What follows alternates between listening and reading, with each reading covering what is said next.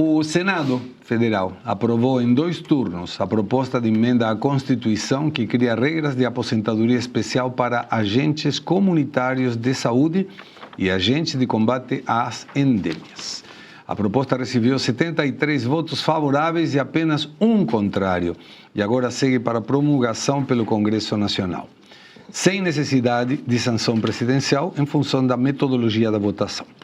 Pelas novas regras, os profissionais poderão se aposentar aos 57 anos, no caso das mulheres, e aos 60 anos para os homens, desde que tenham pelo menos 25 anos de contribuição e efetivo exercício na função. O texto também prevê regras de transição, regulariza vínculos funcionais e estende os benefícios a agentes indígenas de saúde e de saneamento. A equipe econômica do governo classificou a proposta como uma, abre aspas, pauta bomba, fecha aspas. Isso por causa do impacto fiscal. O Ministério da Previdência estima que a medida possa gerar um custo de aproximadamente 28 bilhões em 10 anos. Como é uma questão econômica, Luiz Arthur não está, vou me permitir fazer um comentário inicial.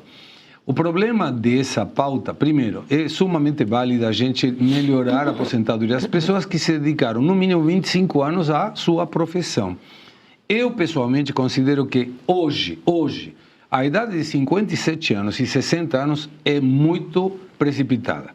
Porque hoje, muita gente que tem mais de 60, e me incluo, temos uma energia que não tinha energia quando em 1878 Otto von Bismarck apresenta como uma firula para cobrir o déficit fiscal a ideia da aposentadoria. Nós já vimos aqui no programa, apresentei inclusive a conta, se hoje você tem um aporte, o máximo, o teto, de R$ 1.630 por mês, e você vai pagando 25 anos, você daqui a 25 anos teria hoje R$ 1.600.000 com taxa de juros composto. E hoje você vai ganhar R$ 8.500 e não tem o ativo.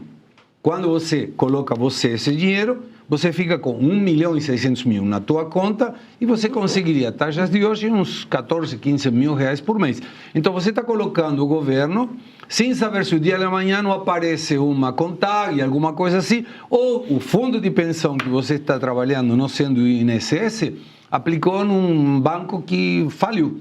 Então, só o comentário isso é válido. E por que pauta bomba? Porque isso afeta o orçamento, atrapalha as contas públicas.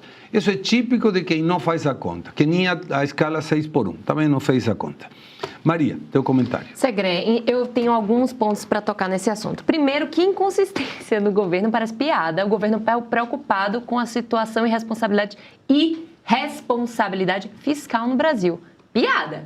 Os cálculos que o governo fez é que esse programa, essa pauta bomba, chamada pauta bomba, né, da aposentadoria dos servidores e toda a questão envolvendo os servidores de saúde, iria gerar um impacto no orçamento de 30 bilhões em 10 anos. Gente, parece piada. Lula aumentou as despesas de maneira discrepante. Já tem novos cálculos dizendo que a nossa dívida pública ali vai atingir 100% do PIB, já está em 90%. Já Lula contabilizou um orçamento só para ele gastar esse ano eleitoral de mais de 240 bilhões.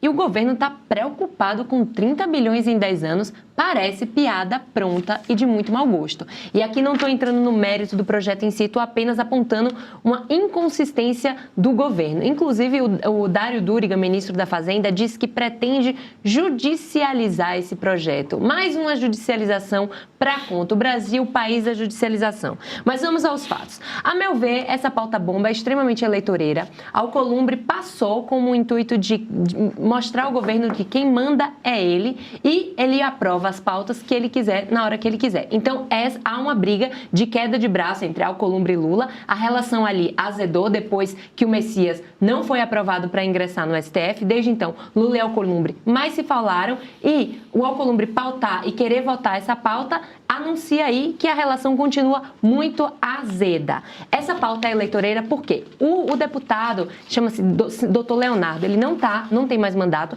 mas ela deve ali beneficiar uma classe econômica que vai votar pelos membros do parlamento que incentivaram esse trâmite ser muito mais rápido. Então, é eleitoreira, é o Alcolumbre dizendo quem manda. E falando por último a questão da Previdência, é muito perigoso o que está acontecendo no Brasil hoje. O próximo presidente que assumir o mandato, o Brasil vai ter que pautar uma nova reforma da Previdência. A gente tem um problema sério de não ter dinheiro para os aposentados daqui a um tempo. Porque, além dessa questão de estarmos vivendo mais com melhor qualidade de vida, tem também a questão de que as pessoas estão virando mais CNPJ e a informalidade no Brasil está crescendo. E o CLT, vai caindo. E isso vai aumentar se a PEC 6x1 também for aprovada. Vai ter menos CLT no Brasil. Aqui menciono uma questão, algumas pessoas, eu perdi agora de quem, mas lembro do recado, dizendo que tem 63 anos e que continua nativa. E lógico, hoje não dá para parar com essa idade, não tem lógica nenhuma. Mas também o que a gente observa é que o INSS, em algum momento, ou faz alguma reforma da Previdência, ou o dinheiro não vai ser suficiente. Porque no começo você tem 10 pessoas que aportam e se aposentam 3. Aí depois equipara. O problema é que hoje tem muita mais gente se aposentando que gente aportando. Os jovens hoje não estão aportando o INSS. A grande maioria trabalha em atividades que não necessariamente são dentro do CLT. E tem muita, inclusive, gente que CLT que optou por pejotização, porque evita pagar um monte de coisas para o governo. Então, essa situação, em algum momento, vai ter que ser administrada de outra forma. Paula.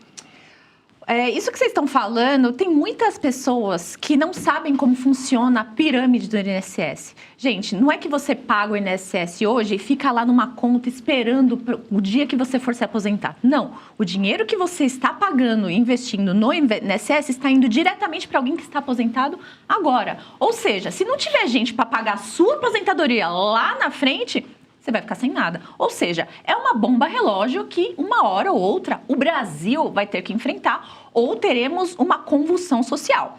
Essa é a verdade.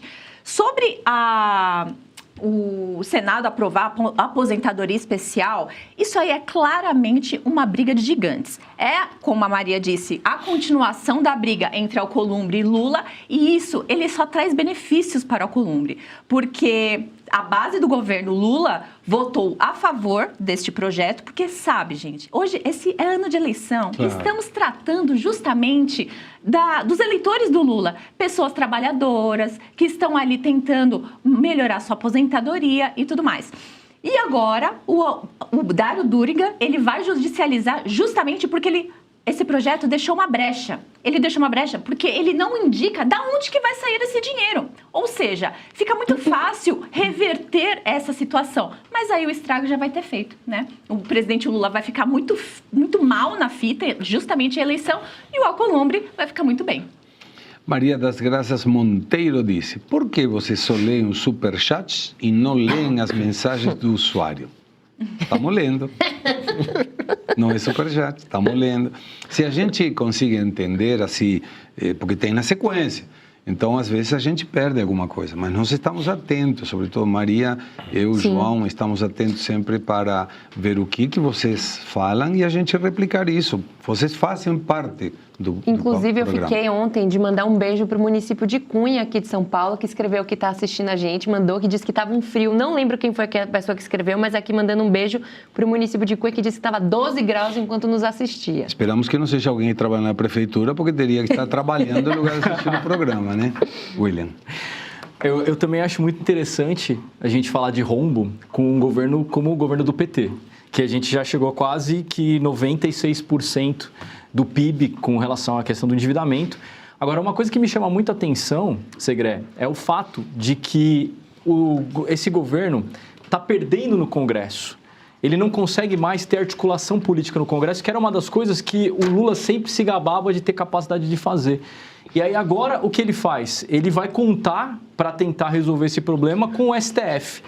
Se a gente tivesse a certeza de que o STF, de fato, cumpriria a Constituição e aplicaria as regras constitucionais, isso seria um fator de pacificação social, porque a gente poderia contar com o judiciário que iria dar garantias e evitaria, inclusive, que o Senado tomasse medidas que fossem contrárias à Constituição, como você propor uma PEC, por exemplo, que não apresenta de onde vai vir o recurso, que é uma questão que, inclusive, está prevista na Lei de Responsabilidade Fiscal, para que o projeto possa ser válido.